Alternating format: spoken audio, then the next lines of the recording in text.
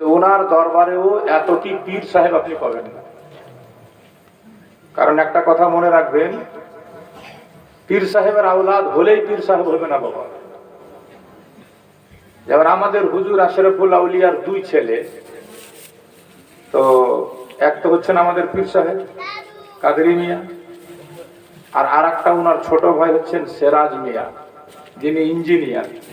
তো ওটাও তো পীর সাহেবের বেটা, কিন্তু ওকে কি পীর সাহেব বলছি আমরা? ওকে পীর সাহেব বলা যাবে না। পীর সাহেবের বেটা হলেই পীর সাহেব হয় না। পীর সাহেব হওয়ার জন্য যোগ্যতা লাগবে। যোগ্যতা অর্জন করলে তবে তাকে পীর সাহেব বলা যাবে, তার কাছে মুরিদ হওয়া যাবে। আর পীর সাহেবের খানদান, পীর সাহেবের বংশ, পীর সাহেবের বেটা, পীর সাহেবের পোতা হলেই খালি মুরিদ হওয়া যাবে না। এটা জেনে রেখে, এটা শুনেলে। আলহামদুলিল্লাহ আমাদের মাঝে যিনি আজকে আসছেন, হুজুর শাহজাদা হুজুর তাজুল আউলিয়া, ভারতের বিখ্যাত মাদ্রাসা আল জামিয়াতুল আশরাফিয়া, সবচেয়ে সুন্নিদের বড় এদারা থেকে ফাজিলাতের সার্টিফিকেট নিয়ে বাবার খেলাফত পেয়ে তারপরে ময়দানে এসেছেন। বলুন সুবহানাল্লাহ। যোগ্য বাপের যোগ্য সন্তানকে দেখবেন আপনারা আজকে। এটা নয় যে শুধু বাপ পীর সাহেব ছিল তো আমি পীর সাহেব হয়ে গেলাম, দাদা পীর সাহেব ছিল তো আমি পীর সাহেব হয়ে গেলাম। জি না, এখানে যোগ্যতা লাগে। সেই যোগ্যতা অর্জন করে হুজুর এসেছেন। সাথে সাথে দুইজন শাহজাদা, যিনারা এখন বর্তমানে পান্ডুয়ার স্টুডেন্ট হলেও সে বাগানের ফুল, ভবিষ্যতে তিনারাও ইনশাল্লাহ ময়দানে পীর সাহেব হয়ে আমাদের সামনে আসবেন। আজকে আপনারা তিনাদেরকে দেখবেন, তিনাদের জিয়ারত করবেন, এটা আমাদের বিশাল বড় ভাগ্য। যাই হোক, আমরা ঈদ মিলাদুন নবীর সভাতে, মুইয়া মুবারকের জিয়ারতের সভাতে হাজির হতে পেরেছি। ঈদ মিলাদুন নবী কদিন আগে আমরা সবাই পালন করলাম, তাই না? আবার কিছু লোক আছে যারা প্রশ্ন করে আপনাকে যে এটা ফের কোন ঈদ রে ভাই?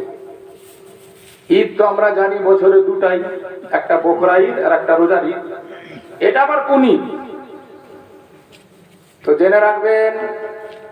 আর ওদেরকে যদি কেউ এরকম প্রশ্ন করে, তাদেরকে বলতে পারবেন যে শুধু দুটাই কেন, বছরে তো 50 দিন ঈদ সবাই পালন করে।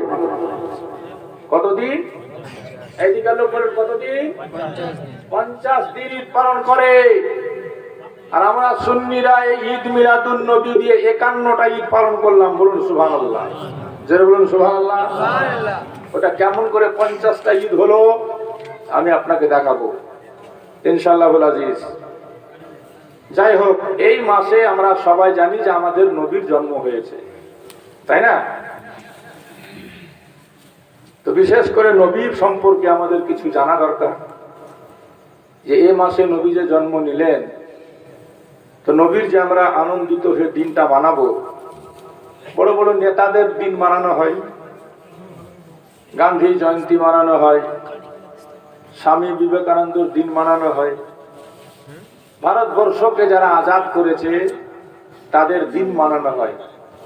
নবীও কি কিছু আজাদ করেছে যে নবীর দিন খুশি হয়ে মানাবো? প্রশ্ন রাখবে না?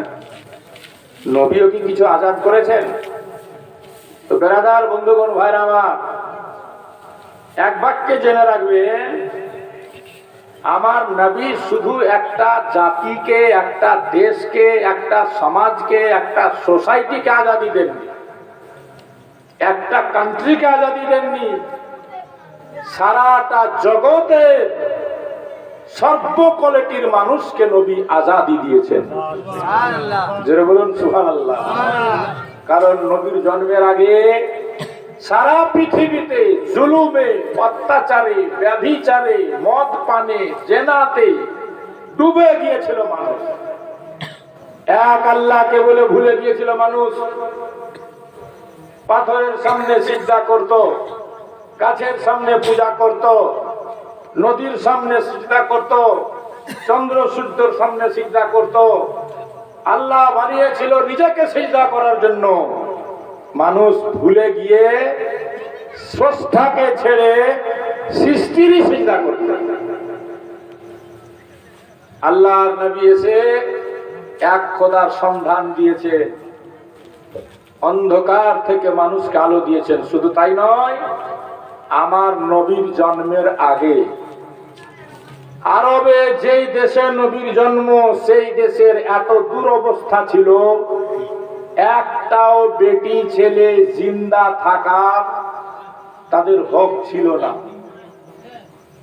আরবের সমাজ, আরবের সোসাইটি এমন একটা নিয়ম আর পদ্ধতি বানিয়েছিল, বেটি জন্ম নিলে সেই বেটিকে জিন্দা রাখা হতো না, বাপ নিজে গিয়ে তাকে রাতের অন্ধকারে দফন করে আসত। একজন সাহাবীর নাম শুনে হবেন আপনারা, যার নাম হলো দাহিয়া কালবি। কি নাম? সাহাবীটা দেখতে এত সুন্দর ছিলেন, এত সুন্দর ছিলেন যে ওই সাহাবীর রূপে কয়েকবার জিবরিল আমিন ফারেস্তা পর্যন্ত দুনিয়াতে এসেছে। এত সুন্দর ছিলেন সেই সাহাবী। নামটা কি বললাম? যে আল্লাহর নবী পর্যন্ত সেই সাহাবীকে দেখে বলেছেন, বাহ কি সুন্দর লোকটা, এত সুন্দর দেখতে। কিন্তু ওই সময়তে উনি বেদিন, মুশরিক, মুশরিকদের সর্দার ছিলেন তিনি। আল্লাহর নবী তাকে দেখার পর রাত্রিবেলা খোদার কাছে ফরিয়াদ করে বলছে, মাওলা এত সুন্দর বানিয়েছো তুমি দাহিয়া কালবিকে, আর সে পূর্বে জাহান্নামের আগুনে। মাওলা তুমি তাকে ইসলামের ব্যাপারে অবগত করিয়ে দাও না। আল্লাহ তুমি তাকে মুসলমান বানিয়ে দাও। নবী দোয়া করলেন। রাত্রিবেলা, সকালবেলা দাহিয়া কালবি নবীর সঙ্গে দেখা করতে গেছে। বলুন সুবহানাল্লাহ। দেখা করতে গিয়ে কি বলছে, হুজুর ইসলাম যে আমি গ্রহণ করব, আপনার ইসলামের বৈশিষ্ট্যটা কি? তো নবী সবকিছু বললেন। হযরত দাহিয়া কালবি বলছেন, ঠিক আছে আমি ইসলাম গ্রহণ করব, কিন্তু হে মুহাম্মদ সাল্লাল্লাহু আলাইহি সাল্লাম, আমি জীবনে এমন পাপ করেছি যে আপনার খোদা বুঝি আমাকে মাফ করবে না। তো নবীজি বললেন, কি পাপ করেছো তুমি সেটা বলো। তো দাহিয়া কালবি বলছে, হুজুর আমি ছিলাম সমাজের সর্দার, আর আমাদের নিয়ম আর কালচার এটাই ছিল, বেটি হলে জিন্দা রাখা যাবে না। আমি সর্দার হিসাবে 1 নয় 2 নয় 70টা মেয়েকে আমি নিজে দফন করেছি। জিন্দা 70টা মেয়েকে আমি মাটিতে গেড়ে দিয়েছি সর্দার হিসাবে আমার সমাজের মধ্যে। এটাকে আল্লাহ ক্ষমা করবে? আল্লাহর নবীর কাছে জিবরিল আমিন ফেরেশতা এলো। আসার পর আমার নবীকে পেগাম শোনালো আল্লাহর তরফ থেকে, নবী গো তুমি দাহিয়া কালবিকে বলো, যাহা করেছো তুমি আধার যুগে করেছো, অন্ধকারে করেছো, এখন যদি তুমি ইসলামের শিক্ষায় শিক্ষিত হয়ে যাও, দীক্ষায় দীক্ষিত হয়ে যাও, কলমা পাঠ করে নাও, তাহলে কলমা পাঠ করার কারণে, ঈমান আনার কারণে আল্লাহ তোমার বিগত জীবনের সব গুনাহ ক্ষমা করে দিবে। জোরে বলুন সুবহানাল্লাহ। বেরাদার বন্ধুগণ, দাহিয়া কালবি কলমা পড়ে মুসলমান হচ্ছেন। হওয়ার পরে বলছেন, হুজুর আমার আরেকটা গুনাহ আছে, আরেকটা গুনাহ, সেই গুনাহটা কি আল্লাহ তাআলা ক্ষমা করবে, মাফ করবে? নবী বললেন, দাহিয়া কালবিকে বলো তোমার সেই গুনাহটা কি? দাহিয়া কালবি বলছে, হুজুর আমার বিবি ছিল গর্ভবতী, আমি যাচ্ছিলাম বিদেশ, আমার বিবিকে বলে গেলাম, বিবিরে তোমার পেটে বাচ্চা, বাচ্চাটা যদি ছেলে হয় রাখবে, মেয়ে হয় তাকে দফন করে দিবে।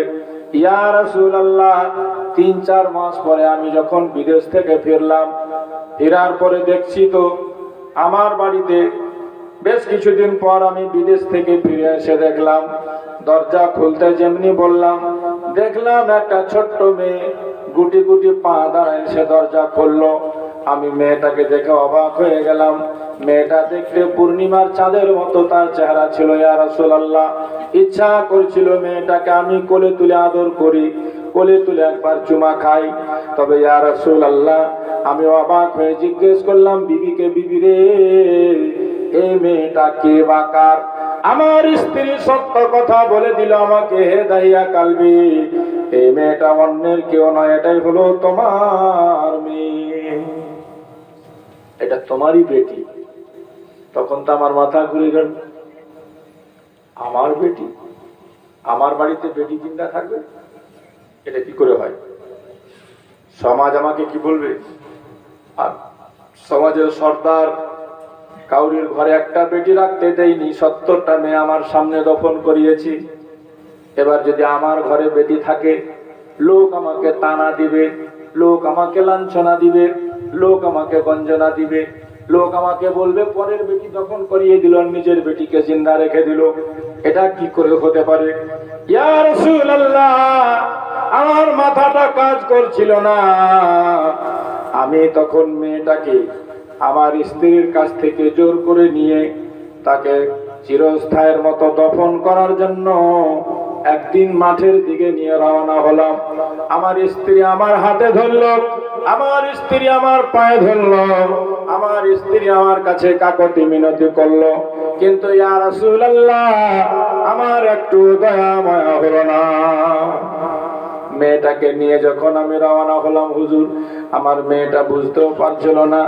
মেয়েটা আমাকে জিজ্ঞেস করছে, আব্বু তুমি কি আমাকে মেলা ঘুরতে নিয়ে যাচ্ছ? তুমি কি আমাকে খেলনা কিনে দিতে যাচ্ছ? তুমি কি আমাকে নানির বাড়ি নিয়ে যাচ্ছ? আমি কোনো কথা না বলে ইয়া রাসূলুল্লাহ, আমার সে সুন্দরী সুশ্রী গোলাকার হুরপুরি চেহারা মেয়েটাকে নিয়ে মাঠের দিকে পৌঁছে গেলাম। মাঠে গিয়ে মেয়েটাকে এক জায়গায় আমি বসিয়ে দিলাম। রৌদ্রের তাপে আমি তার কবর খুঁড়তে লাগলাম। ইয়া রাসূলুল্লাহ, রৌদ্রের কারণে আমার ঘেমে গিয়ে চেহারা দিয়ে টপ টপ করে ঘাম পড়ছিল। তখন আমার মেয়েটা দেখে নিজের জায়গা থেকে উঠে এসে বলছে, আব্বু আব্বু তুমি এত গরমে কেন কাজ করছো? এত গরমে কেন এই জায়গাতে তুমি গর্ত খনন করছো? নিজের ওই ছোট্ট ওড়না খান দিয়ে আমার সেই বেটি আদর করে আমার মুখ থেকে, আমার চেহারা থেকে পাসিনাগুলা ঘামগুলা মুছে দিচ্ছিল, আমার ধুলাবালি গুলা মুছে দিচ্ছিল, আর বারবার বলছিল, আব্বা ছায়াতে চলো, ছায়াতে চলো, রোদ্রে তোমাকে এমন কষ্ট করে কাজ করতে হবে না। নবী গো, ওই মেয়েটার এত আদর, তবু আমি তার দিকে একটু ভ্রুক্ষেপ করলাম না, খেয়াল করলাম না। ইয়া রাসূলুল্লাহ, ইয়া হাবিবাল্লাহ, ওগো আল্লাহর নবী, লাস্ট অব্দি যখন গর্ত খনন করা হয়ে গেল, আমি মেয়েটাকে নিয়ে আসলাম।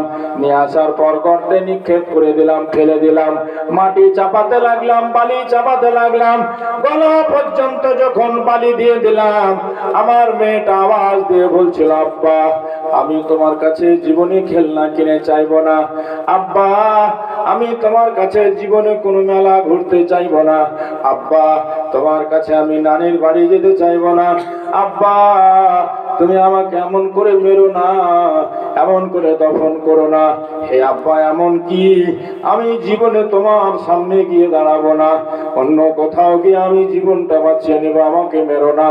ইয়া রাসূলুল্লাহ, এমন করে মেয়েটা কাকতি মিনতি করছিল হুজুর, আমার মনে একটু দয়া মায়া হলো না। নবী গো, লাস্ট অব্দি যখন আমি তার মুখটাও ঢেকে দিলাম, তখন মেয়েটা একটা আওয়াজ দিয়ে বলছিল, আল্লাহ ওয়া রাব্বুল আলামিন, তুমি তাড়াতাড়ি তোমার সেই নবীকে দুনিয়াতে পাঠাও যে নবীর অপেক্ষায় সারা দুনিয়ার মেয়েরা আছে। এ আল্লাহ, যে নবীর আগমন হবে তারপরে মেয়েরা জীবন ফিরিয়ে পাবে। আল্লাহ, সেই নবীকে তাড়াতাড়ি পাঠাও। এমনি করে আমার মেয়েটা শেষ কথা বললো, আব্বা আব্বা করতে থাকলো গো নবী। আমি মেয়েটাকে মাটি চাপিয়ে দিয়ে বিদায় নিয়ে চলে আসলাম। ইয়া রাসূলুল্লাহ, ইয়া হাবিবাল্লাহ, আল্লাহ তাআলা কি আমার এত বড় গুনাহটা ক্ষমা করবে, মাফ করবে? জিবরিল আমিন এসে নবীকে সালাম জানিয়ে বলল, নবী গো, জানিয়ে দাও দাইয়া কালবিকে, আল্লাহ তাআলা ঈমান আনার কারণে তুমি যা করেছো, ঈমান আনার আগে ভুল করেছো, ঈমান আনার কারণে তোমার বিগত জীবনের সমস্ত গুনাহকে আল্লাহ মাফ করে দিয়েছে। জোরে বলুন সুবহানাল্লাহ। আমার নবী ঘটনা শুনতে শুনতে সহ্য করতে পারেননি। আল্লাহ রসুলের চোখ দিয়ে নবী বর্ণনা করছে, দুই চোখ দিয়ে পানি জল ঝরে নবী পাকের দাড়ি মোবারক ভিজে গেল। নবী আমার বললেন, আবার শোনাও তোমার সেই মেয়ের কথাটা।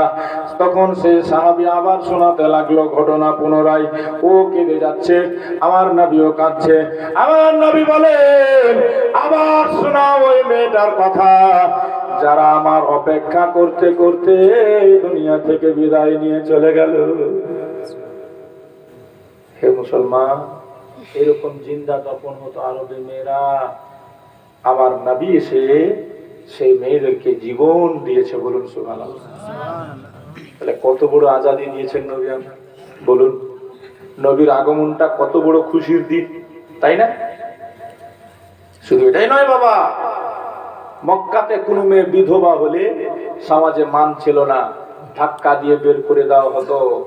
আর শুধু মক্কাতে নয়, সারা দুনিয়াতে বর্তমান যে হিন্দুস্তানে আমরা বাস করি, সেই হিন্দুস্তানে তদানীন্তন কালে কোনো মেয়ে বিধবা হলে এই সনাতন ধর্ম যারা করছে, সনাতন ধর্মের মান্যওয়ালা হিন্দুরাকে জিজ্ঞেস করবেন যে তোমাদের মধ্যে সতী দাহ প্রথাটা কি ছিল, তো বলতে বাধ্য হবে কাউরির স্বামী মরে গেলে ওই মেয়েটাকে স্বামীর সাথে চিতাতে বেঁধে দিয়ে জিন্দা জ্বালিয়ে দেওয়াটাকে বলছে সতীদাহ প্রথা। এইভাবে ভারতে একটা নয়, দুটা নয়, লক্ষ মেয়ের জীবন গেছে। যে মেয়েদের কোনো কারণে স্বামী মরে যেত, সেই মেয়েটাকে জিন্দা চিতাতে চাপিয়ে তার স্বামীর সাথে জবরদস্তি কোষে বেঁধে দিত, আর বেঁধে দিয়ে তাকে আপনার জ্বলিয়ে পুড়িয়ে ছাই করে দিত।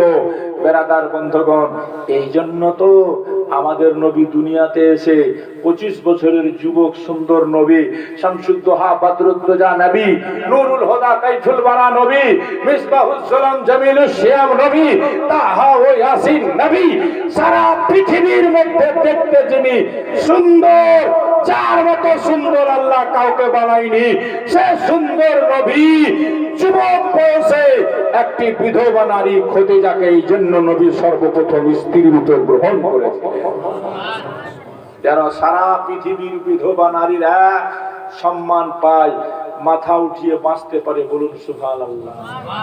তাহলে বলুন তো, নবীর আগমন না ঘটলে এই পাপগুলা হতে থাকতো, আর নবীর আগমন ঘটলো তখন এগুলো বন্ধ হয়ে গেল। তো নবীর আগমনের দিনটা খুশির দিন কিনা? বলুন, খুশির দিন কিনা?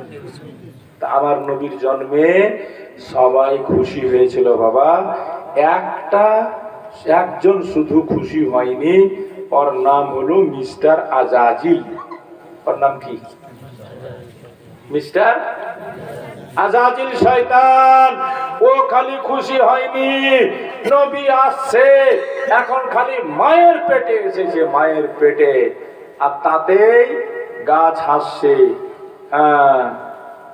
পশু পাখিরা নাচছে, ঝুমছে, গাইছে।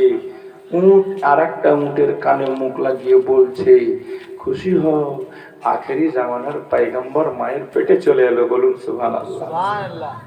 সবাই খুশিতে মাতোয়ারা, শুধু শয়তান একলাই হয়ে গেছিল ওর জ্বালা, ওর মুসিবত। ওর জ্বালারা কইছে যে, হুজুর জাহাপনা, আপনি এত ছটফট কেন করছেন? তো শয়তান কইছে যে, আসল কথা কি, যাকে আমি আদমের কপালে দেখে সিজদা করিনি, সে নবী এখন মায়ের পেটে চলে এসেছে। বলুন সুবহানাল্লাহ। তবে বাবাজি ভাই, আমাদের সেই নবীকে চিনেছেন আপনারা? নবী পাককে, নবী পাকের দিন মানালেন, নবী পাকের জুলুস মানালেন, নবী পাকের আগমন মানাচ্ছেন, মানান, বেশি করে মানান, নবীর জন্য জান দিয়ে দেন, কারণ জানের জান নবী, ইমানের জান নবী। ইমান আমলের জান কে? ধরে বলেন কে? সবচেয়ে ভালোবাসতে হবে কাকে বেশি? ধরে বলেন কাকে? নবীকে। এই নবীকে বেকুবের বাচ্চা, বেকুব কিছু দুনিয়াতে ওয়াহাবি শয়তানরা আছে, বলছে নবী আমাদেরই মতো মানুষ। কিন্তু জানেন আমাদের নবী কে ছিলেন আর আমাদের নবীকে আল্লাহ কখন তৈরি করেছেন? আল্লাহ তাআলা এই পৃথিবীকে সৃষ্টি করার এক রিওয়ায়াতে আছে তাফসীরে 9 লক্ষ বছর আগে। কতদিন আগে?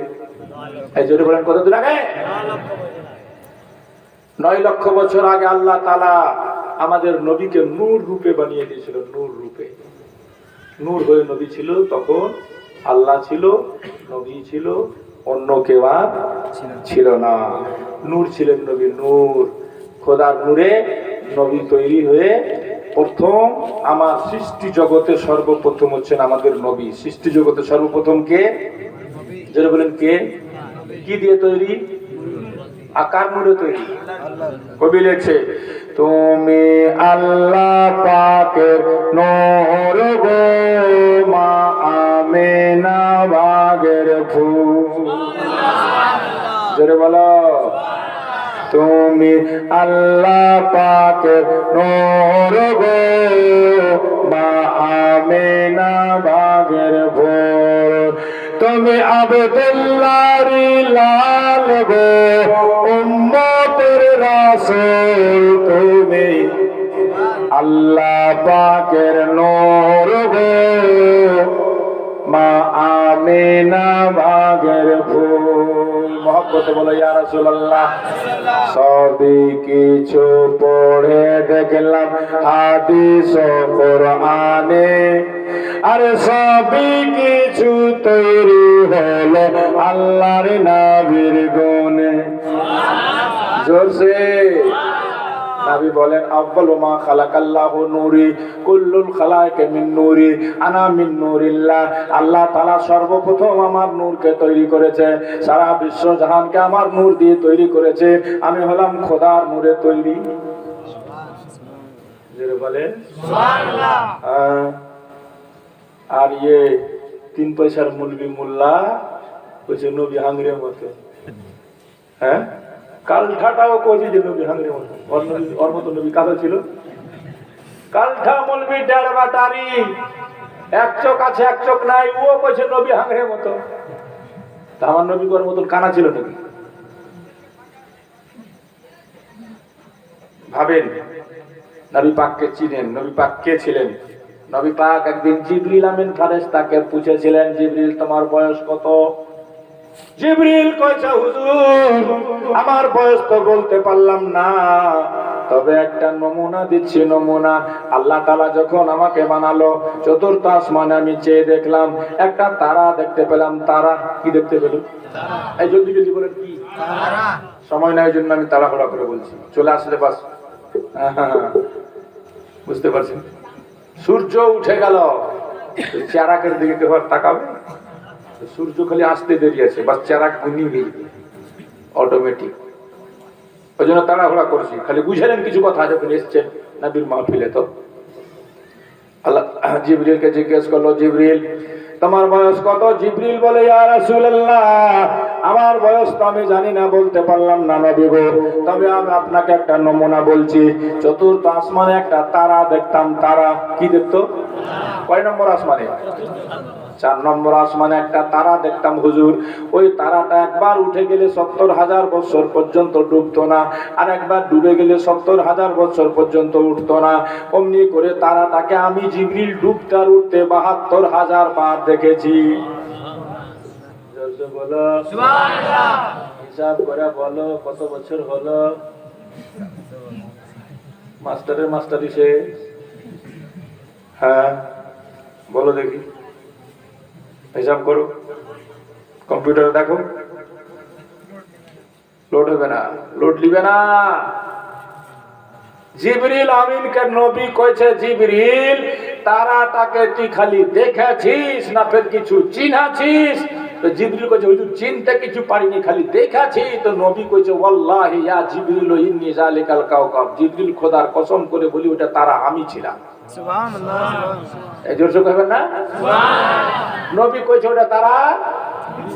জিবরিল কইছে ওই জন্য 570 খ্রিস্টাব্দের পরে দেখছি তো তারাটা আসমানে আর দেখা, কারণ নবীর জন্ম 570 খ্রিস্টাব্দে, তাই না? এই জন্য তারাটা আসমানে দেখা যায় না। তো ফের জিবরিল কইছে, হুজুর আপনি যখন ওই তারাটা ছিলেন তো 70,000 বছর দেখা যাচ্ছিল, আর 70,000 বছর ফের গায়েব কেন থাকছিলেন?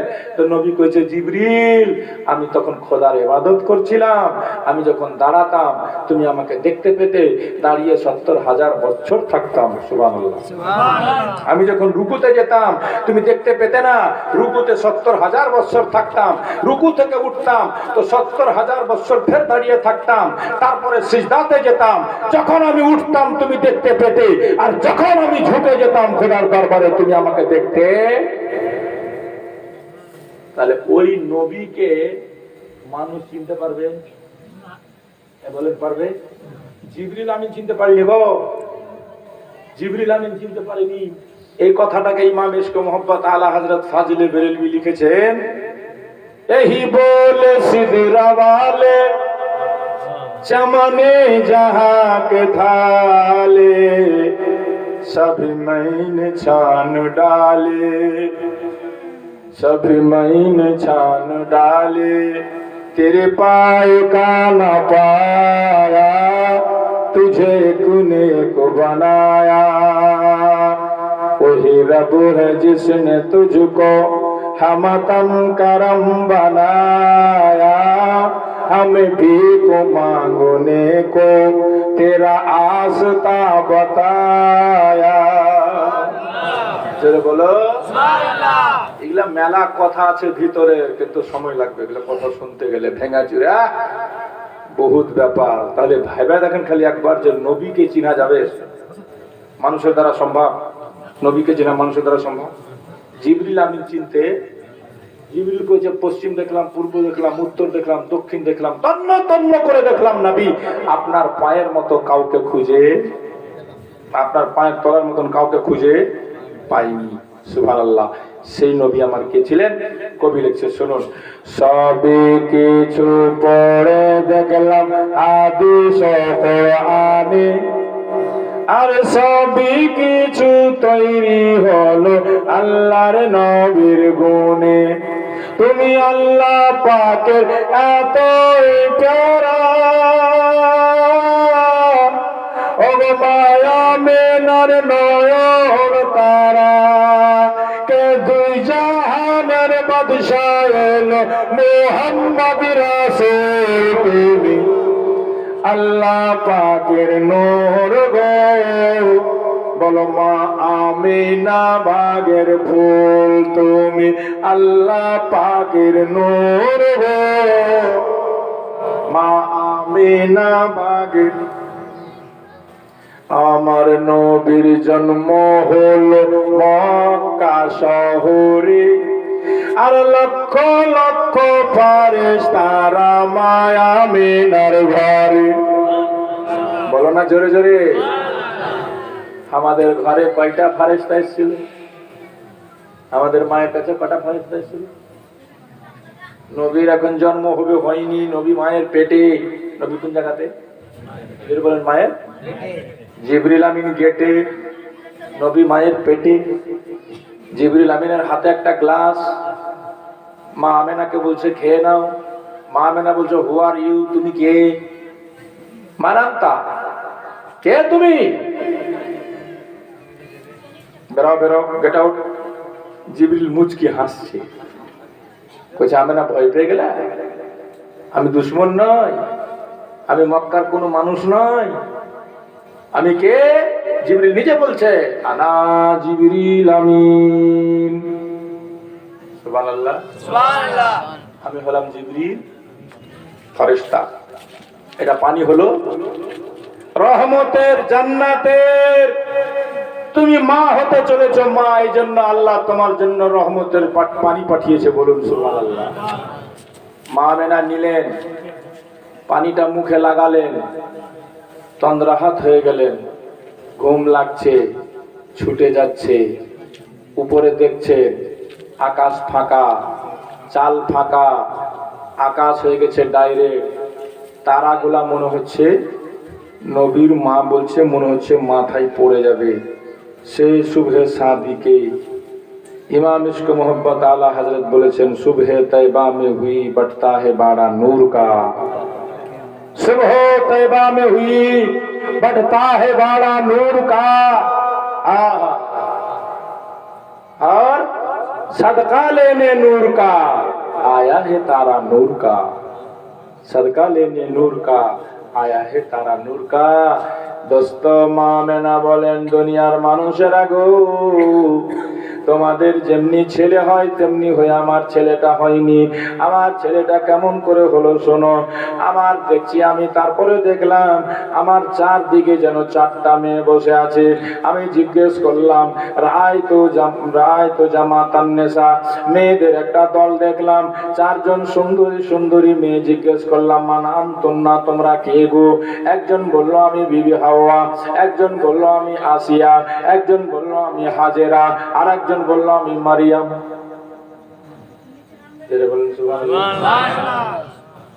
আপনা আপনার মাকে জিজ্ঞেস করবেন তো, মাগে তোর পেট থাকা যখন হামি হয়েছিল গো মা, তো এরকম কোন সুন্দরী সুন্দরী মেয়েটা এসেছিল কি? মা কবি তোর পেট, তোর মাথা ব্যথা খারাপ হয়েছে না কি রে বেটা? চামান নিয়ে এসেছিল, হ্যাঁ চামান নিয়ে, এখন চামান নিয়ে লাগে না, ডমনি গুলা সব পয়সা আছে নার্সিং হোমে, ডমনি গুলা, হ্যাঁ ওগুলা কাটছিড় করছে। আর আমার নবী যখন দুনিয়াতে আসছে, তো দেখো জান্নাত থেকে হুর আর গেলমান এসে ভর্তি হয়ে গেছে। জান্নাতি মেয়েরা খিদমত করার জন্য এসে হাজির হয়ে গেছে। বলুন সুবহানাল্লাহ। আর নবীর জন্মটা কিভাবে হচ্ছে শুনুন। মা আমেনা নিজে বলছে, আচ্ছা যার বাচ্চা সেই না বেশি বলতে পারবে বাবা, যে বাচ্চাটা কেমন হয়ে হলো, উল্টা হলো না সিধা হলো না টেढ़ा হলো না বেঁকা হলো, হয়ে কাঁদছিল না কাঁদছিল না, ওটা কে কইতে পারবে? বললেন কে?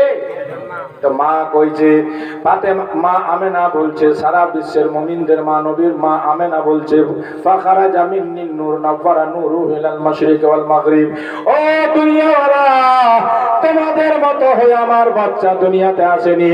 আমার বাচ্চার জন্মটা নূর হয়েছে নূর। আমার ভিতর থেকে শুধু একটা লাইট বের হলো, একটা আলো বের হলো, একটা বাতি বের হলো, একটা জ্যোতি বের হলো। সেই লাইটে আমি দেখলাম আমার ঘর অন্ধকার ছিল, গোটা ঘর ঝকমক ঝকমক করে জ্বলতে লাগলো। বলো। আর শুধু আমার ঘর নয়, পশ্চিম থেকে নিয়ে পূর্ব পর্যন্ত সারাটা দুনিয়া জগমগ জগমগ করতে লাগলো। এমনকি আমি নিজের বাড়িতে বসে শাম দেশ পর্যন্ত সে আলোতে দেখেছি। বলেন নবী আমাদের মতো, এই যে বলেন আমাদের মতো। আমরা যখন জন্ম নিতে নারী লাগা থাকে কিনা? আচ্ছা এটা ফের কেন লাগা থাকে জানা আছে? এগুলো জীবনী যখন হয় আমি খুলে খুলে বলতে পারি। আজ থেকে আমার নিয়ামতপুরে 7 দিন জীবনী ছিল আজ থেকে। কিন্তু আমার যে কেসিআর জিএম ভাই বললো যে পীর সাহেব আসছেন, আপনাকে জীবনী ছেড়ে দিয়ে হুজুরের সঙ্গে থাকতে হবে। লোকগুলোর কাছে খারাপ হলাম, লোকগুলোর কাছে মাপ চাইলাম, ওরা করে অন্য বক্তা করলো। আজ থেকে জীবনী শুরু হলো নিয়ামতপুরে। মিল্কিতে 7 দিন করে আসলাম, নিয়ামতপুরে আগ থেকে ছিল 28 তারিখ পর্যন্ত। যাই হোক, আমাকে হুজুর আসলে হুজুরের মহব্বতে মিশনের খাতিরে থাকতে হয়, সব ছেড়ে দিয়ে, নিজের জালসা জীবনী প্রোগ্রাম সব ছেড়ে দিয়ে আমাকে হুজুরের সাথে থাকতে হয়, হুজুরদের সাথে থাকতেই হয়। যার ফলে বাধ্য হয়ে আছি। এগুলো জীবনী হলে খুলে খুলে আমি বলতে পারি। অনেক অজানা কথা আছে যেগুলো সবাই বলে না। নবী পাকের নারীর কানেকশন মায়ের সাথে লাগা ছিল না, এটা শুনেছেন তাই না? নবীর নারী কাউকে কাটতে হয়নি। আমাদের নারী লাগা থাকে কেন, আর নবীর ছিল না কেন? এটা কারণ শুনেছেন? এটা কারণ বলতে পারবেন? বাচ্চা যখন মায়ের পেটে আসে, দেহ তৈরি হতে শুরু হয়। দেহ 120 দিন পরে ভিতরে রূহ আসে। 3 মাস প্রায় 20 দিন পর, 10-15 দিন পর, 120 দিন পর, 120 দিনের মধ্যে 4 মাসের মধ্যে প্রায় বাচ্চার ভিতরে রূহ চলে আসে, আত্মা। আর যখন রুহের জগতে আছে খাবার দরকার নাই, কিন্তু যখন দেহের জগতে চলে আসবে তখন ওকে খাবার লাগবে। বোঝা গেল? এই দেহটাকে খাবার লাগবে বাঁচার জন্য, যতক্ষণ আত্মা আছে। এই রুহটাই ফের বেরিয়ে গেলে আর দেহ খাবারও খাবে না, পানিও খাবে না। কথা ঠিক না? তো বাচ্চা 4 মাস যখন 1 মাস 120 দিন হয়, রুহ চলে আসে বাচ্চার ভিতরে, ওর খাবার লাগবে। এখন 10 মাস পর্যন্ত মায়ের পেটে থাকবে, ওকে বেঁচে থাকতে খাবার লাগবে। এই জন্য আল্লাহ তাআলা মুখ দিয়ে খাওয়ায় না, নাভি দিয়ে, নাড়ি দিয়ে। কি খাওয়ায়? ওই যে মাদের মাসে মাসে মাসিক মিন্স হতো, এটা বন্ধ করে দিয়েছে আল্লাহ। বাচ্চা পেটে আসা মাত্র মিন্স বন্ধ, মাসিক বন্ধ, এটা স্টক হয়ে গেল খাবার। এই খাবারটা মায়ের পেট থেকে ওই নাড়ি দিয়ে সাপ্লাই হয়, নাড়ি দিয়ে বাচ্চার পেটে যায়। আল্লাহ মুখ দিয়ে রক্ত খাওয়াতে দেয় না, কারণ আমার বাচ্চা, আমার বান্দা দুনিয়াতে যাবে, এই মুখে ওয়াজ করবে, এই মুখে কোরআন পড়বে, এই মুখে আজান দিবে, এই মুখে হাদিস পড়বে, এই মুখে আমার তারিফ করবে। এই জন্য আল্লাহ আমাদেরকে মায়ের পেটে রেখেও মুখটাকে পাক রেখেছিল। বলুন সুবহানাল্লাহ। আর আমরা দুনিয়াতে সেই মুখটাকে বরবাদ করে নিলাম। এই মুখে মিথ্যা, এই মুখে ঝুট্টা, এই মুখে সুদ, এই মুখে মদ, এই মুখে গীবত, এই মুখে গিল্লা, এই মুখে নাফরমানি করে মুখকে শেষ করে দিয়েছে। কথা ঠিক না? কহেন মুসলমান সুদ খায় না? গড়িয়ানগরে হয়তো খায় না, এখানেও আছে। মশলাটা শুনে নিবেন, একটা টাকা সুদ জেনে শুনে খাওয়া। হাদিসে পাকে আছে আপন মায়ের সঙ্গে 36 বার জিনা করার সমান গুনাহ। জোরে বলেন আস্তাগফিরুল্লাহ।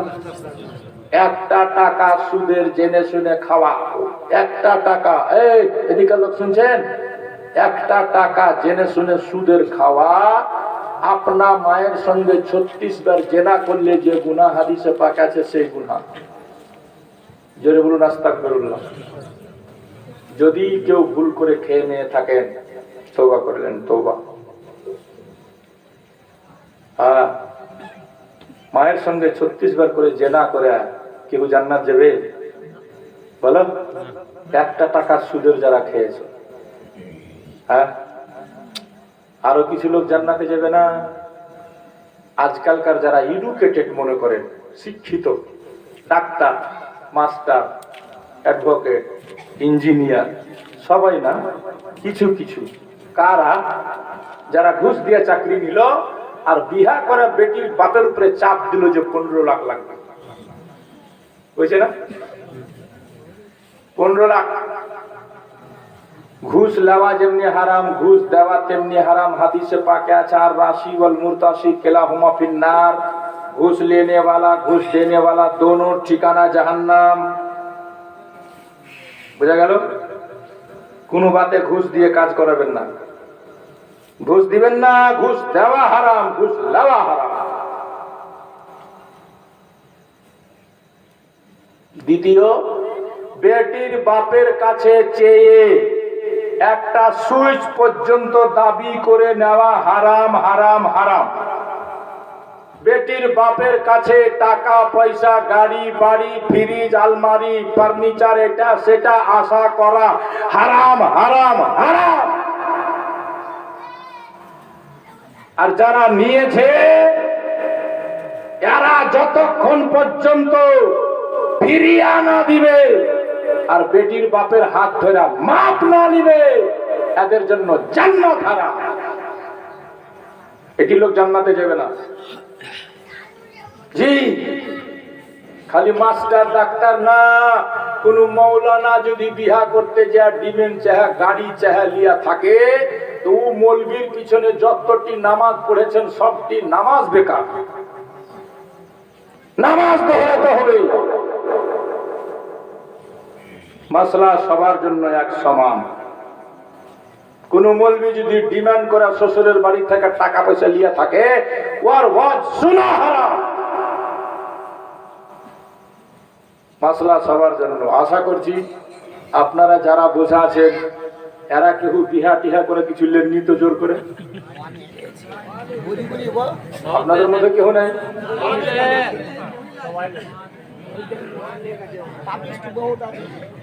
যদি লিয়া টিয়া থাকে কাল থেকে ফিরাতে শুরু করেন।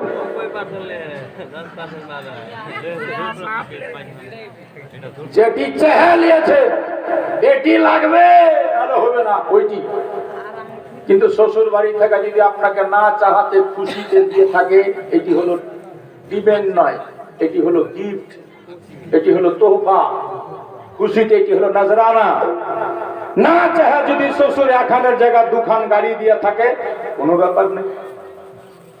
আশা না করে না চাহে যদি আপনাকে 4 খান খাট দিয়ে থাকে কোনো ব্যাপার নেই। 50 লাখ টাকা দিয়ে থাকে কোনো ব্যাপার নাই। কিন্তু দাবি করে এটা লাগবেই। বেটির বাপের কাছে যেটি নিয়েছেন যতক্ষণ ফিরিয়া না দিয়েছেন আর বেটির বাপের হাত ধরে মাপ না নিয়েছেন যে শ্বশুর আব্বা ভুল হয়ে গেছিল, জানতাম না, চেহে নিয়েছি, মাফ করে দাও, যতক্ষণ মাপ না নিয়েছেন জান্নাতের আশা নেই ভাই। জি, আর নাহলে কাল থেকে শুরু করেন ঘুরেতে আর বেটির বাপের হাত ধরে মাপ নিতে। খালি মাপ নিলে ফের হবে না, খালি মাপ করে দেন কইলে হবে না। ও তো মাফ করবে, যে বেটি আছে নাতি আছে ওই বাড়িতে করে খাবে তো মাফ করে দিই, কিন্তু ও মাফ করাতে হবে না, চলবে না, ঘুরিয়েও দিতে হবে। যেটি জোর করে নিয়েছেন, হ্যাঁ, নচেত জান্নাত পাবেন না। কথায় কথা আসলো, বলে দিলাম মশলাটা। আপনাদেরকে শুনে খারাপ লাগছে কি? এগুলো মশলা বলা দরকার কিনা বলেন? আর একটা কথা শুনেলেন, আজকাল একটা প্রথা চলে গেছে কি, 2টা পয়সা কামাতে শিখেছে, আর এই পয়সার গরমে যায়া মদ টদ খায়া, নিশা টিসা খায়া, গু খায়া। মদ খাওয়া মানে নিজে পায়খানা করে গু খাওয়া, যেমন মদ খাওয়া ঠিক তেমন। শুকুরের মাংস খাওয়া যেমন, কুত্তার গোশ খাওয়া যেমন, মদ খাওয়া ঠিক তেমনি। যারা মদ খায় ওরা নিজের গু খায়, যারা মদ খায় তারা শুয়ারের গোশ খায়, যারা মদ খায় তারা কুত্তার মাংস খায়। মদ খায়া বাড়িতে এসা নিশাতে দিশাহারা হয়ে বহুর উপরে রাগ ঝেড়া করছে, তোকে 1 তালাক 2 তালাক 3 তালাক দিয়ে দেবে। আর বহু শুই না হাউ মাউ করে কাই না কইছে কি করবো, মরা তো নিশাতে আছে, দিশা নেই, এত বড় বড় চেংড়া পাড়া আমি কোনে যাবো? কাউকে শুনলে না, চুপচাপ থেকে গেল। ওই বহুটা থাকা হারাম, হারাম, হারাম। যতদিন ওই মর্দার সাথে থাকবে ওর জেনা হবে, জেনা। তারপরে যতটি বাচ্চা হবে সবটি হবে হারামি, জারুয়া। এই মেয়েটা মরে গেলে আর কবরে হবে দাও দাও করে জ্বলবে আগুন, ও যদি সমাধান না করে। তার মানে মদের নিশাতে কেউ যদি তালাক দিয়ে থাকে, তাও তালাক হয়ে গেছে, ওর বিবি ওর উপরে জন্মের মতন হারাম হয়ে গেছে। ওই বিবিকে পুনরায় ফিরাতে হলে আলিম উলমার সাথে পরামর্শ নিয়ে ইদ্দাত পালন করে হালালা করে পুনরায় তাকে ফিরাতে পাবে। তার আগে ফিরানোর কোনো রাস্তা নেই। যদি এরকম কোন মাইয়া তালাক শুনা চুপচাপ থেকে গেছে, তো তুই খালি অপেক্ষা কর, যেই দিন তুই মরবি সেই দিন তোর কবরে আগুন শুরু হয়ে যাবে, কেউ বাঁচাতে পারবে না। নচেত হালাল হো, সমাধান কর। এরকমও বহুত বাড়িতে আছে, কি ভাই নেই, তালাক দিয়ে দিয়েছে, ইয়ে করে গেছে। আর সমাজের মরল সর্দার শুনালাম, গ্রামে কেউ সুদ খাইছে আর গ্রামের মরল সর্দার ওকে বাধা দেয় না, ওর বিচার করে না, ওকে সমাজে লিয়া করে খাইছে, তো এই সর্দার মরল জাহান্নামে যাবে। একেও কেউ বাঁচাতে পারবে না। অন্যায় করছে, শরীয়ত বিরোধী একটা ছেলে ডিমান্ড চাইছে, বিয়ে করছে, সর্দার মডেল তাকে বুঝাই না, বাধা দেয় না, এই সর্দার মডেলকে জাহান্নামে যেতে হবে। তুমি সর্দার মডেল কিসের? খালি গরুর গোশের ভাগ লওয়ার, কুরবানির মাংসের ভাগ লওয়ার সর্দার হয়েছেন আপনি? অন্যায়কে রুখতে হবে। কেউ যদি বিবিকে তালাক দিয়ে রাখা হবে, গ্রাম থেকে ছেড়ে দিতে হবে, ওকে ব্যান রাখতে হবে, ওকে বাদ করতে হবে। হারামি নিয়ে খাচ্ছেন, আপনি খাবেন মানে? প্রকাশ্যে সুদ খাচ্ছেন, ওই সমাজে নিয়ে আপনাকে চলবেন মানে? আপনাকে জবাব দিতে হবে। সর্দার মডেল হয়ে আপনি বাঁচবেন না। কি বাবা, খারাপ লাগছে শুনে? কথাগুলো কাজের বলেছি না খারাপ? কাজের কথা। আজ সমাজ, আজ দুনিয়ার অবস্থা এত শোচনীয় হতে চললো কেন? ঘরে ঘরে হারাম করে ভর্তি হয়ে গেছে। আর মাদেরকে বলবো, মা, এই দুনিয়ার দিক দেখা, ছেলের বাপের মুখ দেখা, বাড়ি আর ঘর দেখা, খবরদার হারাম খাইস না। তালাক দিয়ে দিলে ওর কাছে থাকিস না। ওকে সোজাই বল, সোজা করার জন্য যদি আমাকে রাখবি তো হালালা কর, নয়তো আমি ময়রা কবরে আজাব নিতে রাজি না। খুঁজা দেখেন তো দু চারটা পাবেন। আমি চাঁদপুরে জালসা করছি, আমার পাশে বসা আছে মুফতি সাহেব। মুফতি সাহেব কইছে নিজেই যে আমাদের গ্রামে, খোট্টা মুফতি সাহেব কইছে हमरे गांव में तो भूरी भूरी, মানে कैसा भूरी भूरी, কইছে তালাক দিস আর লেকে ফের খা। তোবা তোবা তোবা, দুনিয়া ধ্বংস হবে না? আসমান ভেঙে পড়বে না? আল্লাহর গজব হবে না? করুণা আসবে না? পাপের জন্য, পাপের জন্য এগুলো আল্লাহ দেখাচ্ছে। হুঁশিয়ার হও, সাবধান হও। যাক, আমি বলতে চেয়েছিলাম কিছু, বলে দিলাম কিছু। বাবা, আমি আলহামদুলিল্লাহ আজকে 30 বছর, মাওলানা তৈমুর ছিল বেশে, গ্রাম্য হিসেবে সম্পর্কে মামা লাগতো। উনার পরে জীবনী ফার্স্ট আমি শুরু করেছি যখন আমার বয়স 20 বছর। তখন একটাও জীবনীর বক্তাও ছিল না, কেউ তক্তাও ছিল না। 30 বছর হয়ে গেল আর জীবনী করা আমার, জালসা করা আমার। আমাদের জীবনী আলাদা, ওই জীবনী করি না। মাসলাও দরকার হলে বলি, মাসাইলও বলি। একজন আলিম হিসাবে যেটা যেখানে প্রয়োজন সেখানে আমরা বলার চেষ্টা করি। কোনোদিন সময় পেলে জালসা জীবনী হলে 7-8 দিনে অনেক কিছু শোনাবো, মাসলা মাসাইল ইনশাআল্লাহ। আজ সংক্ষিপ্ত কথা বলছিলাম, যেহেতু এটা নবীর আগমনের মাস, নবী সম্পর্কে কথা বলতে বলতে কথা বেরিয়ে গেল। তাই বলছিলাম, কোন ডক্টর বলবে না যে নারী ছিঁড়ে গেলে বাচ্চা বেঁচে থাকতে পারে, কারণ বাচ্চার খাবার বন্ধ, তোমার কপাল মন্দ, বাচ্চাটা মরে যাবে যদি নারীটা ছিঁড়ে যায়। কিন্তু আমার নবীর নারীর সঙ্গে মায়ের কোনো নারীর কানেকশন, নবী জিন্দা থাকলো কি করে? প্রশ্ন উঠবে না? তো সর্বপ্রথম কথা, আমরা যে নাপাক রক্ত খেয়েছি নাভি দিয়ে, নারী দিয়ে, আমার আল্লাহ নবীকে এই রক্ত খেতে দেবে না। এই জন্য মা আমেনার মাসিক বন্ধই হলো। যারা বলেন সুবহানাল্লাহ। বাচ্চা পেটে আসলে সব মায়ের মাসিক বন্ধ হয়ে যায়। 8 মাস, 10 মাস, 9 মাস যাই হোক, আর মাসিক হবে না, কারণ বাচ্চা উঠি খাবে। এই জন্য থেকে গেল স্টক। আমার নবী যখন মায়ের পেটে, মা আমেনা বলছে আমার প্রত্যেক মাসে মাসিক হয়েছে, যেমন হয় নিয়মিত হয়েছে।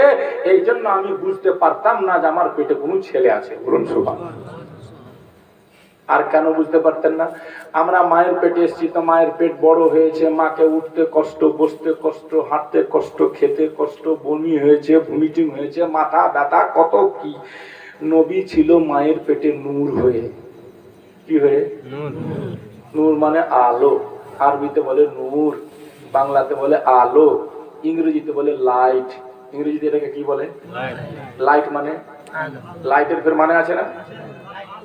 লাইট মানে বাংলাতে আলো, কিন্তু লাইটের ফের মানে, লাইট বলে কাকে? তো বলছে লাইট বলে ওকে যার কোনো ওয়েট নেই, ওজন নেই, ওয়েটলেস জিনিসকে বলে লাইট। আজ পর্যন্ত এই লাইটের ওজন কত গ্রাম কেউ বলতে পারবে না। লাইটের কোনো ওজন হয় না, ওকে ইংরেজিতে লাইট বলে যার ওজন নাই, ওজন লেস জিনিসকে বলে লাইট। নবী ছিল লাইট হয়ে, এই জন্য মা আমেনা ওজন বুঝতেই পারেনি। বলুন সুবহানাল্লাহ। শুনেছেন একটা কথা? হ্যাঁ, জীবনে শুনবেন তো আরো অনেক ব্যাপার আছে। যাই হোক, সংক্ষিপ্ত বলছি। আল্লাহ নিজের হাবিবকে নিজ রহমতে পাক খাবার দিয়ে মায়ের পেটে 10 মাস জিন্দা রেখেছে। তো যে আল্লাহ বিনা নারীর কানেকশনে নবীকে মায়ের পেটে 10 মাস জিন্দা রাখতে পারে, সেই আল্লাহ আজকে নবীর মাজারে, নবীর রওজাতে নবীকে জিন্দা রাখতে পারে না? এই জোরে বলেন, জিন্দা রাখতে পারে না? কিন্তু পাগলে পাই না কি, ছাগলে খাই না কি, এরকম পড়া শুনা কিছু দুনিয়াতে পাগলা আছে বাবা, ওয়াহাবি দেওবন্দি।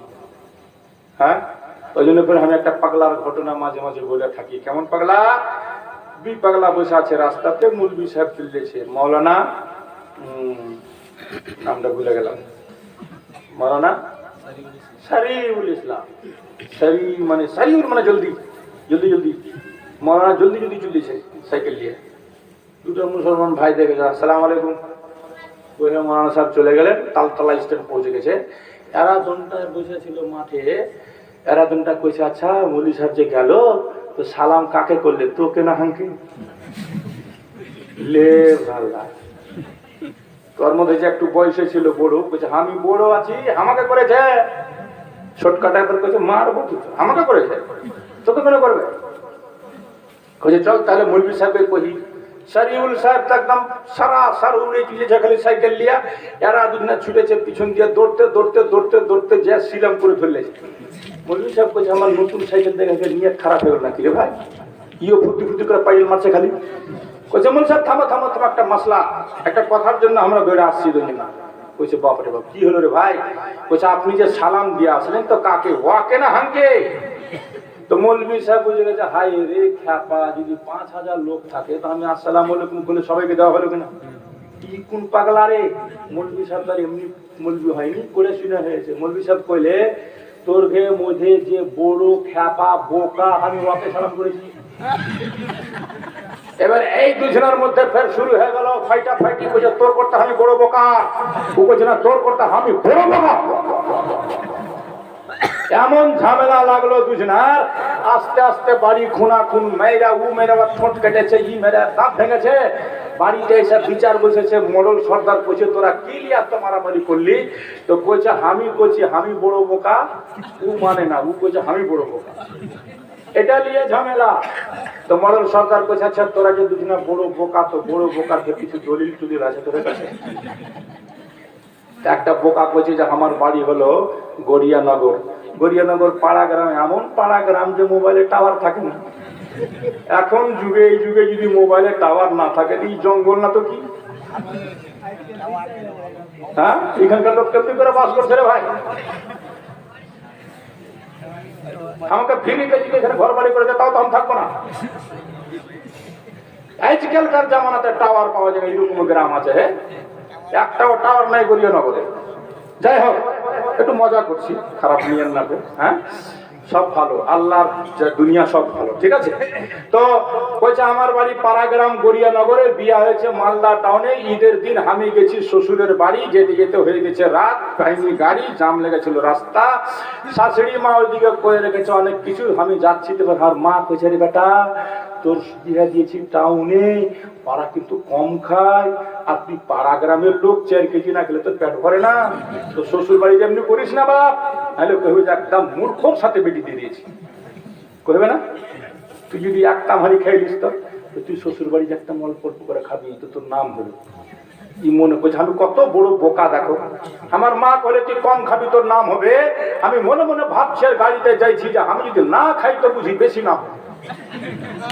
শ্বশুর বাড়ি চলে গেলাম। শাশুড়ি মা জামাই এসেছে, সামাই করেছে, পোলাও করেছে, বিরিয়ানি করেছে, ঘোলা করেছে, পুয়া করেছে, আর সব 4টা ঘোলা 4টা পুয়া, 1 বাটি সামাই, 1 বাটি জামাই, মুখ ধুমুক রেখেছে টেবিলের কাছে। জামা বাবু খেয়ালাম, তা আমি দেখছি যে এইটি তো আমি 2 লোক মারতে ঠিক না। কিন্তু মা কয়েছে বেশি খাইলে তোকে বোকা ভাববে, মূর্খ ভাববে, বেটা তুই বেশি খাবি না কম খাবি। আর আমি মনে মনে করছি না খাইলে বেশি ভালো হবে বুঝি। তো বললাম শাশুড়ি মা আমি খাবো না। তো শাশুড়ি মা সব স্যাম্পেল দিয়েছে, এগুলো টাউনের লোক কত তোমাকে তেলাইবে না, খেয়ালে বাপু খেয়ালে বাপু করবে। এগুলা পাড়া গ্রামের মা বোনরা কহে বাপ আমার ধন আমার খেলে, টাউনের লোক অত ধার ধারে না, ভাবছে যে আমার বুঝি কামাই করেছে, কোথায় খেয়ে নিয়েছে। শাশুড়ি দিয়েছে স্যাম্পটা রেখে দিলে, আমি রাত্রে শুতলাম, রাত যখন 12টা আমার বেজে গেছে 13টা। ওকে আর থাকতে পারি না, সমাজকে শুনেছে বিচারে যে আমি কত বড় বোকা। রাত যখন 13টা আমি আর সহ্য করতে পারি না ভোগটা, তখন করব কি? দেখছি তো ঘরে, আমি যে ঘরে শুয়ে আছি সেই ঘরের সামসেটে একটা বৈষ্ণাতে মুরগি দিয়েছে আমার শাশুড়ি, ডিম দিয়ে যে মুরগি বসিয়েছে বাচ্চা উঠেতে। ভাবলাম যে রাইতে তো আর কিছু পাবো না, তো এখানে যদি কিছু একটা ডিম খেয়ে যান বাঁচাই। যেমনি আমি ফের ডিমের মুখ খুললে কি বলে যে ওই বসনাটাতে যেমনি হাত ধরেছি তেমনি মুরগি উড়ে গেছে। আর মুরগি উঠতে নেই, আমার শাশুড়ির ঘুম ভেঙে গেছে। বলছে, হাই বাপ, আমার মুরগিকে কোন বিল্লিতে ধরলে রে? এবার আমি তাড়াতাড়ি করে ভাবছি যে হাই বাপ, আমি কি করবো? ডিমটা লিয়া ভাঙতে পারিনি, বোটটাই মুখে ভরলেছি। আমার শাশুড়ি এসে দেখছে যে আমার মুরগি কেন দৌড়ে বেড়েছে। তো দেখছে, জামাই বাবু তুমি কেন?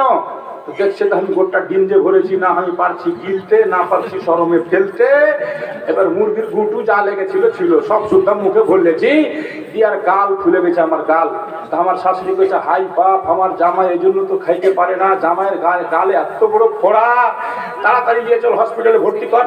আমাকে নিয়ে গেল ভ্যানে করে, তাও আমি কিছু কহি না যে আমার গালে ডিম ভরা আছে। আমি কত বড় বোকা। নিয়ে গিয়া হসপিটালে ডাক্তাররা টিপা বিপা দেখলে কইছে ফোড়া এখনই কাটতে হবে।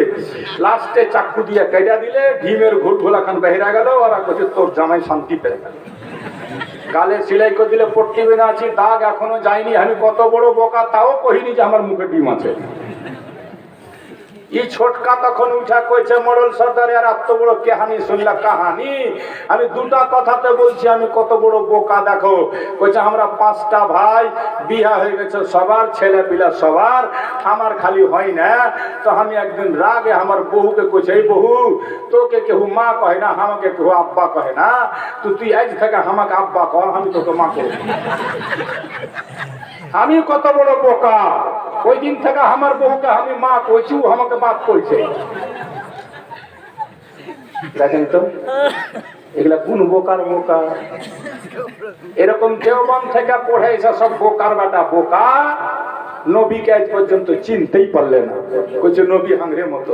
বুঝলেন? কথাতে কথা বাড়লো, বুঝলে কথা এত দূর চলে গেল।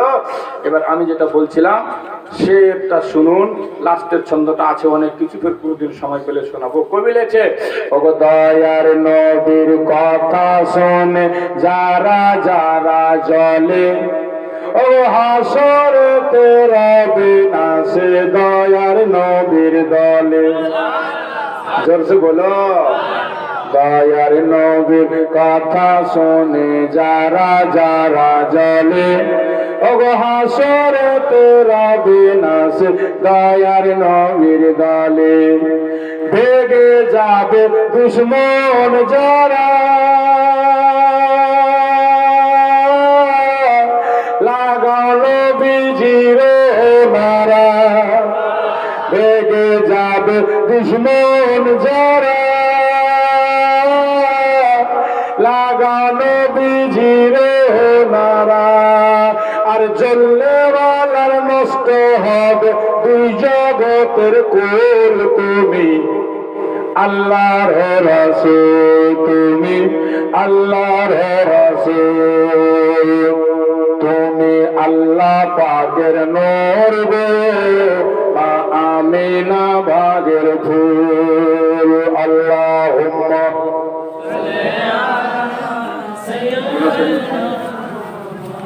আরে সরকার मुझे ये दरकार तेरा सब घराना लुढ़का। ये देखो नूरानी चेहरा।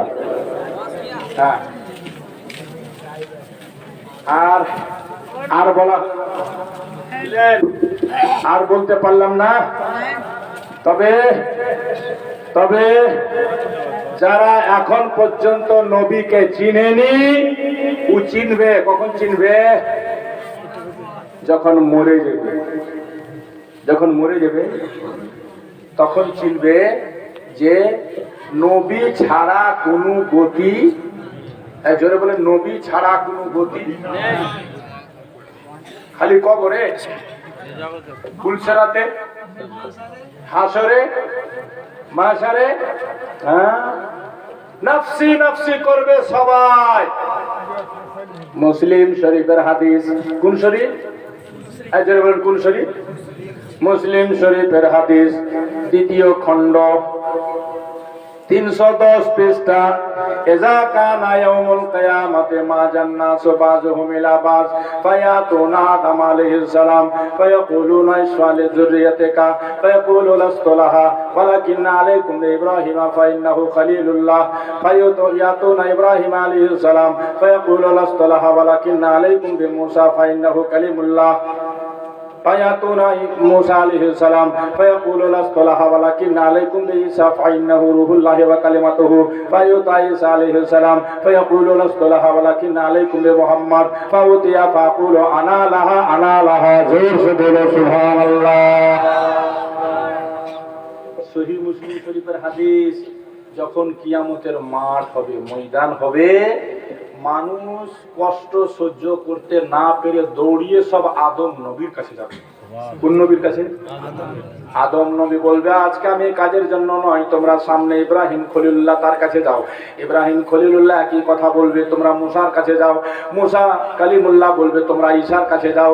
ঈসা রুহুল্লাহ বলবে তোমরা যদি বাঁচতে চাও সামনে দেখো আমেনার লাল দয়ার নবী মুস্তাফা দাঁড়িয়ে আছে, তার কাছে যাও।